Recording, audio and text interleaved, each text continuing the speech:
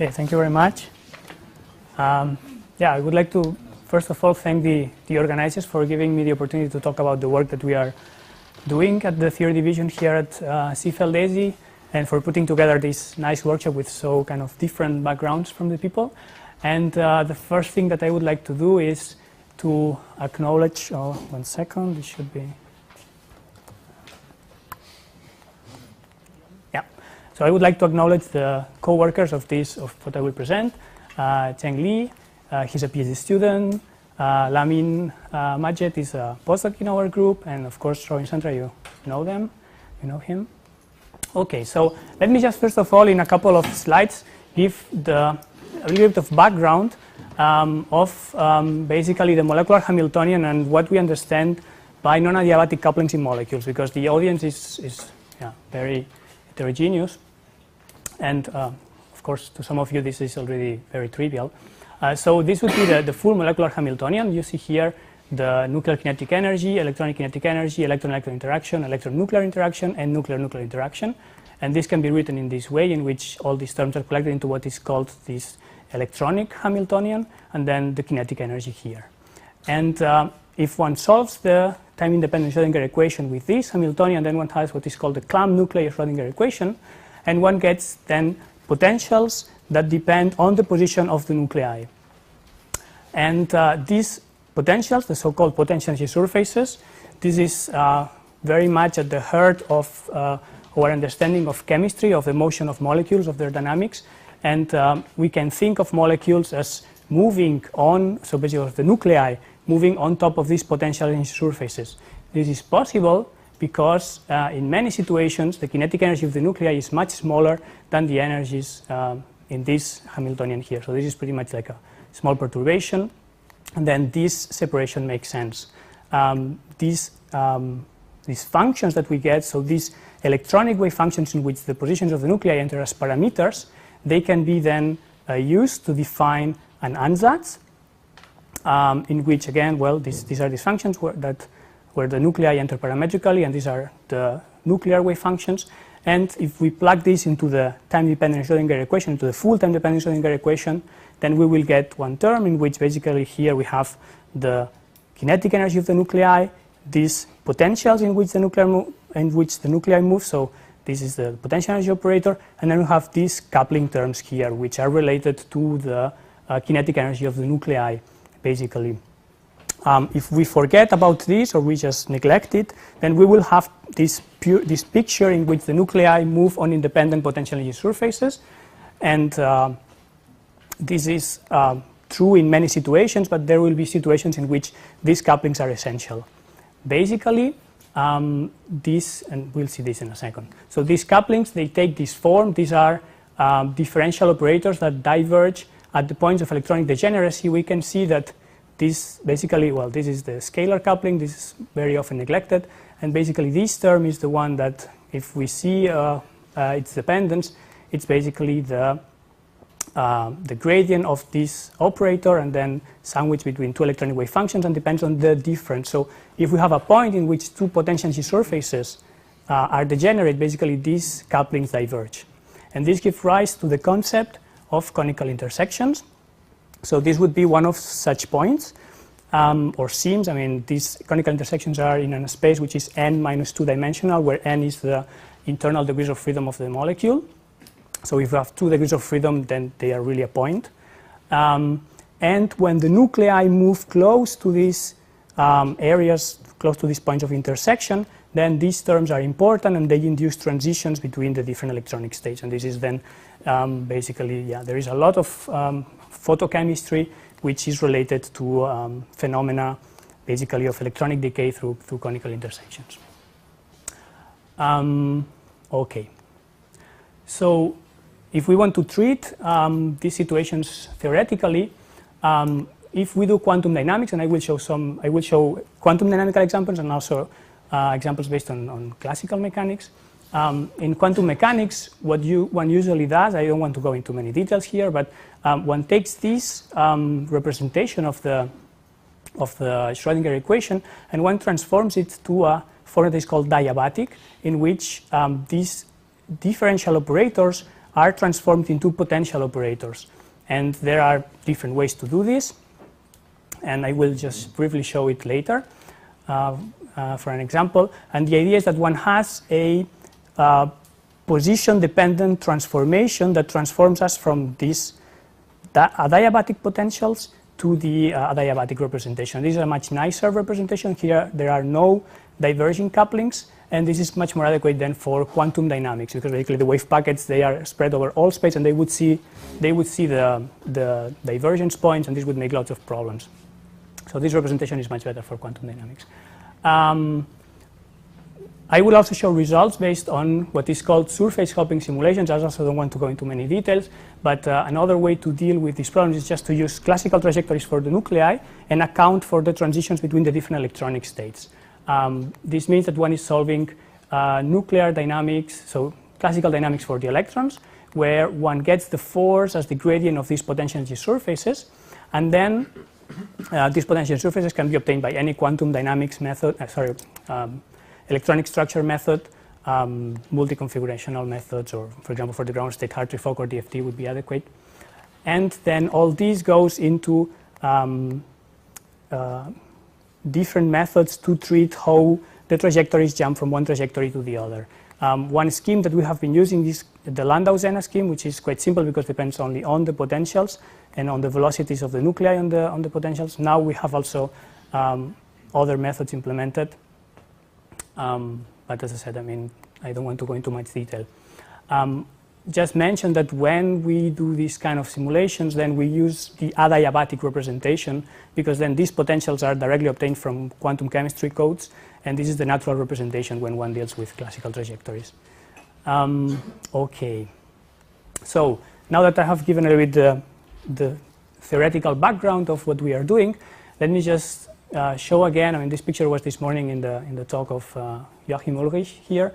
So the calculations that we do are motivated by experiments done at FLASH, and FLASH is this linear FEL, which has these operation parameters. And Joachim already motivated why it's interesting to look at molecules at FLASH. I would just add up that basically with FLASH, what we accomplish is we do ionizations that are mostly valence ionizations, and with these we have molecules where I would still say they still behave in a way that one can think about chemistry. So one removes an outer electron and this molecule will move. So we can use pump to induce chemistry, and then maybe also probe it with FLASH.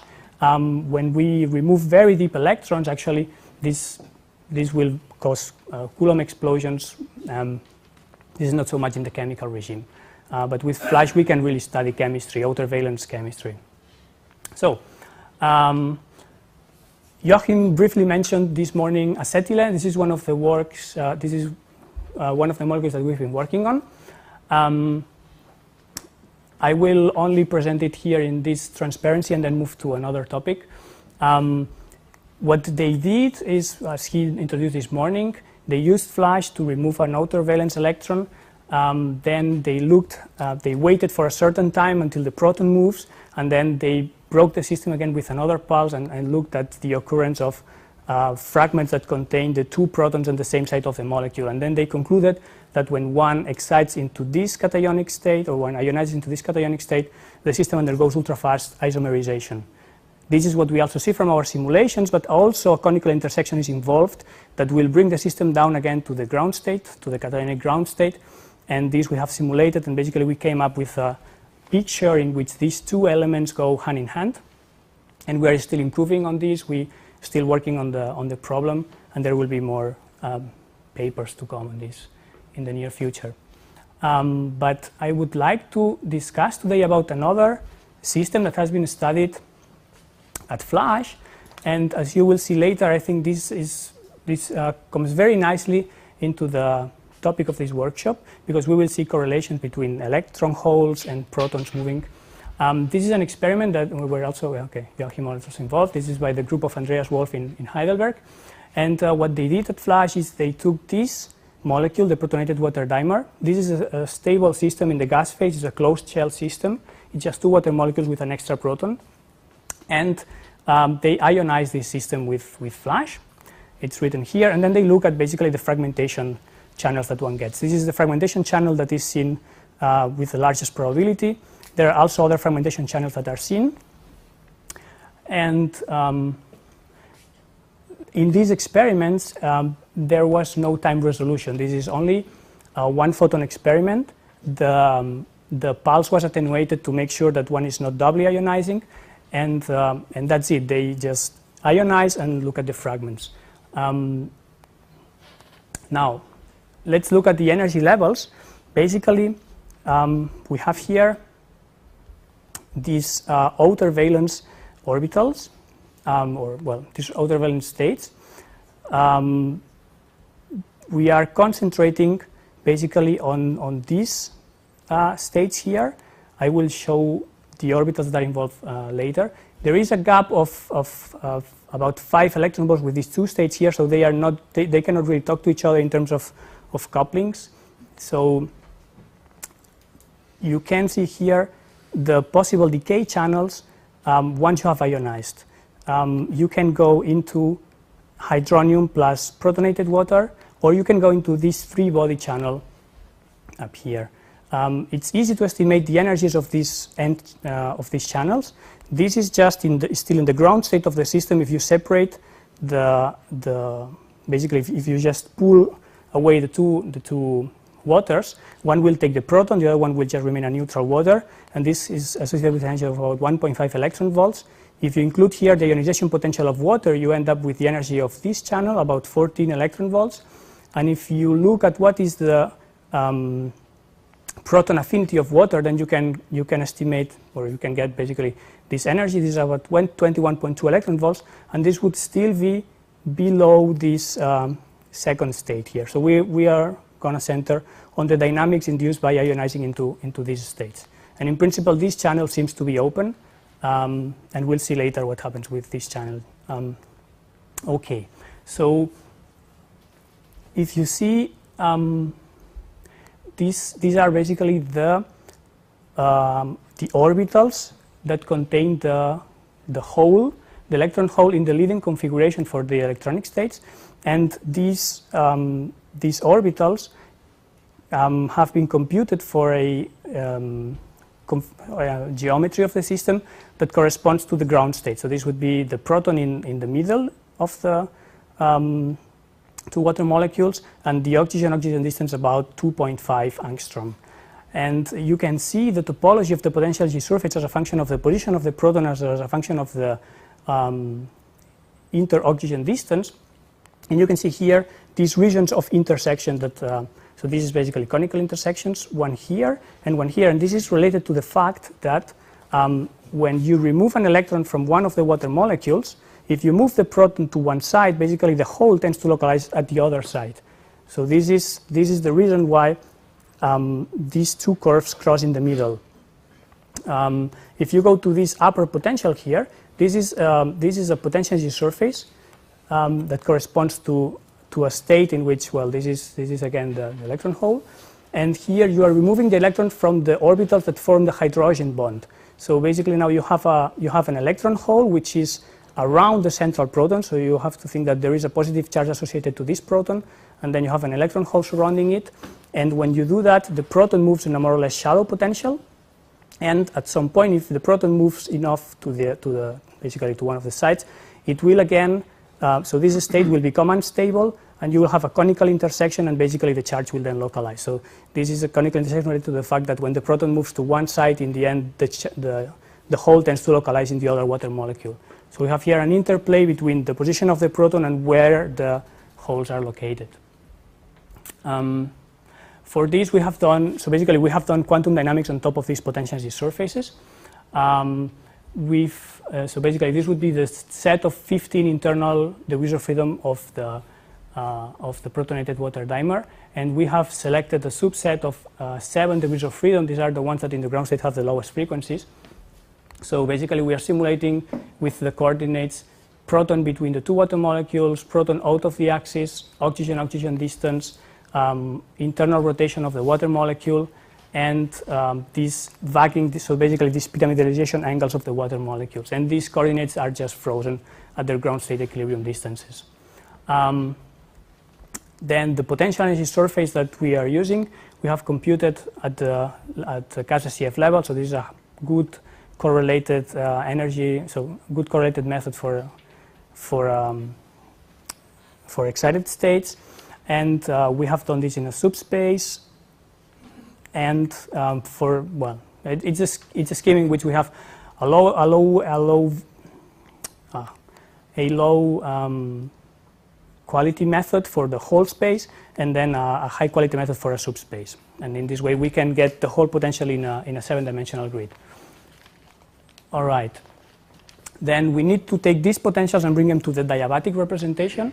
I'm just going to skip through this quickly, but the main idea is that we use a diabatic representation that is forced to reproduce the adiabatic potentials in all regions of the potential energy surface. And this is because we have very large amplitude motions. And this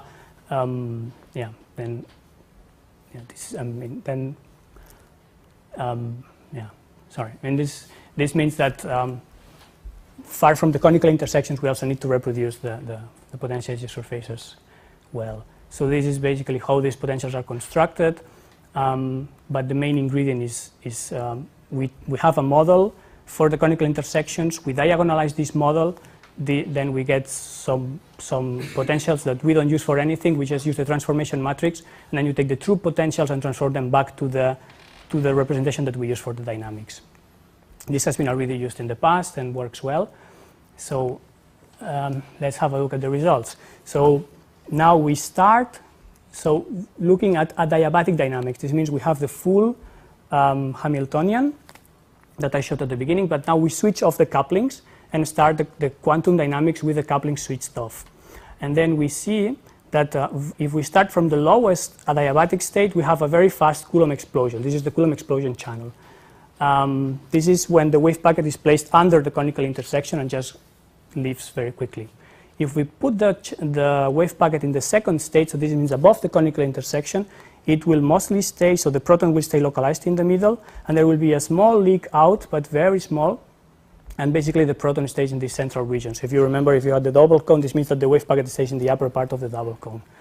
And then if we put the wave packet in the third state of the cation, then it really doesn't move at all. It just stays there confined, and there is no Coulomb explosion. So from this, you can already see that in order for the system to dissociate and to find the Coulomb explosion panel, you need the diabatic, you need the non-adiabatic effects. So you need the coupling between the potential energy surfaces. Okay, now we use the full Hamiltonian, so the couplings are in now. And if we start from the lowest of the three states, then we have also a very fast Coulomb explosion. If we start from the second one, we also have a very fast Coulomb explosion. You see that basically the system is, the protons are going to one water molecule or to the other water molecule. If we start from the third state, then we have a certain probability that the proton remains at the center. And if you look at this is just a cut in a 2D space. These are 2D densities, but the other degrees of them are also there. If one looks at the full wave function, one sees that when the proton is here in the middle, actually it has left through the perpendicular direction. So this means that if one is in this state, the proton has a chance to leave perpendicular to the system, and this would be a free-body channel. So the one that I introduced at the very beginning. So it seems that if we start from the upper state, we have enough energy to leave through this free-body channel. Let me just show very quickly the photoionization spectrum that we could compute also from our calculations. So again, here are the potentials. And this is the full photoionization spectrum computed from the autocorrelation function of the quantum dynamical calculations. And we have these peaks. In order to assign them, what we did is we started the calculation again without couplings and looking at the spectra starting from every of these potentials. And you can see this very wide peak here corresponds to when the wave packet starts here on the red curve, so on the red potential. And this is the very fast, Coulomb explosion. So there is no time to resolving any vibrational structure, and this is just a wide peak. This peak here corresponds to when one, and this, B and C corresponds to when one puts the wave packet on the green curve. And in this case, there is some chance of the wave packet to vibrate within this potential, and this will generate some vibrational structure. And this bump here corresponds to the little bit of leaking that was in this green curve that could live through here. And this peak here corresponds to when we put the wave packet here on the upper curve, and then it will vibrate here when we will see some vibrational structure, but that's it. So this is the photoionization spectrum. The good thing is that when discussing with experimentalists, with Andreas Wolf, now they want to do a new campaign of measurements in which way they will try to put the photon energy of flash as close as possible to here, so that they hopefully can record the photoionization spectrum by looking at the energy of the photoelectrons, and then we will see if our calculations agree with what they can measure. So this is a very useful information for the experimentalists working on the system. Okay. Now, is this the whole story, right? I mean, I just showed you that the three-body channel is open if we start from the upper potential. It seems that there is enough energy. So what we are doing is we are also working on classical approaches, because we want to go to larger systems. And since we have already these programs ready, we decided to run also classical trajectories on this system in which you can also do the quantum dynamics. And here is the kinetic energy release calculated from these classical trajectories, starting also from different vibrational states. So let me just drive you shortly through this data. Here we have this curve is the kinetic energy release for a quantum dynamical calculation. We see that it is in good agreement with these upper curves, and this is the total energy of the two monomers. So basically these curves correspond to the sum of the vibrational energy of monomer 1, so all the energy of the vibrating molecule. This is the kinetic energy of the center of mass, so basically from the velocity of this water molecule moving in space, and this is then the same thing for monomer 2. And these curves here correspond to the kinetic energy only coming from the motion of the centers of mass. And we see that no matter from which electronic state we start, we end up with the same final velocity of the water molecules. But the internal energy content is very different. So when we start from this higher electronic state, then we get a much higher energy content. And this basically means that when we start from higher electronic states, there is a very fast energy transfer into vibrations, which is fast enough that the water molecules are still close to each other when this energy transfer has almost completed, and then they start to move away from each other. And the final velocity, the terminal velocity, let's say, in these electronic states then turns up to be the same. So this is a first indication that there is a very fast energy transfer from electronic degrees of freedom into vibrational degrees of freedom, and this is something that should be measurable experimentally. I mean, if the experimentals record kinetic energy releases, one should be able to see something like this. All right. Okay, so now let me show you. You may say, okay, you are comparing 7-dimensional quantum dynamics and full-dimensional classical dynamics, right? So the point is that in the classical dynamics calculations, we never saw the three-body channel. And the explanation is because the energy is taken so quickly by the water molecules, and there is not enough energy for the proton to live perpendicular. To investigate this, what we did is we did classical dynamics, but now with constraint, basically with constraints in the equations of motion. So basically using exactly the same model for the quantum dynamics and for the classical dynamics calculations. And what you will see here is a constrained classical dynamics starting from the second electronic state, and you see the proton moves, and the water molecules are totally rigid, and then the system now has enough energy to really live through the perpendicular. We had never seen this kind of channel when the water molecules can adapt to the, basically when the calculation is full dimensional and they can take vibrational energy from the system. Now here we will see exactly the same trajectory, but without constraints. And so the same initial conditions, but now the water molecules can start to vibrate, and you see that they are doing scissoring motions and vibrational motions, which are quite dramatic. So they have taken quite a lot of vibrational energy on the order of 1 to 2 EVs, and then there is no way for the three-body channel. So basically we come to the conclusion that we have this three-body fragmentation channel, which is energetically open. If you remember from the very beginning of the talk, this channel was open from the energy of the cationic state of, let's say, of the upper cationic state that we are considering, but there is no way to reach it kinetically. The energy flows too quickly into vibrations, and then this channel cannot be reached. So, okay. Now, the next molecule that we are considering is the trimer, and the reason for this is because we see already in the dimer this interplay between the proton moving to one direction, the electron hole moving into the other direction, and all these non-adiabatic effects that are involved in the curves crossing. With this system, then we want to continue. Basically, we want to generalize this and try to see generalities, and we want to even to do a bit larger clusters in the near future. But let me show you what we have on this model, in this molecule that we have started to work shortly. So now again, we have a set of orbitals that correspond to removing electrons from different parts of the system. So basically, at 16 electron volts, we would be removing electrons from these orbitals in the water molecules, in the external water molecules. Now a little bit higher, these are orbitals that are involved in the hydrogen bonding of the system, so they would come a bit deeper. Then we have this orbital that is sitting on the central water molecule, and this corresponds then to removing an electron from the place where the positive charge is already sitting in the ground state of the system. So if we look at the ground state, basically there is a positive charge density in the central water molecule, and this explains this higher ionization potential, and then this would be the final state. And we can now look at the potential energy surfaces as a function of the proton position along this axis for this system. And now we start to find here very interesting non-adiabatic effects. Okay, this is basically the two-dimensional potential that one obtains by moving these two protons and keeping the rest fixed. And we see here a mesh of curve crossings, and this is now just a cut in which we just move one of the two.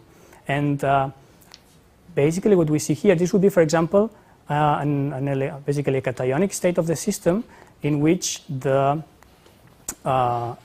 charge, in which the electron has been removed from one of the external water molecules. And now we start to move the proton, for example, this proton in direction to this water molecule, and we will see that very quickly now we will go through a series of curve crossings, and this is basically now, okay, the proton comes closer. Now this state becomes unstable because this positive charge is approaching a place where there is already a positive charge. So now we have here a curve crossing, and then again and again and again, and at the end we have here, up here, we would have the positive charge here and this proton very close to this charge. So we see basically that the position of the proton is strongly coupled to what, to where basically the hole is more stabilized in the system. The same thing can be done by coming from up here.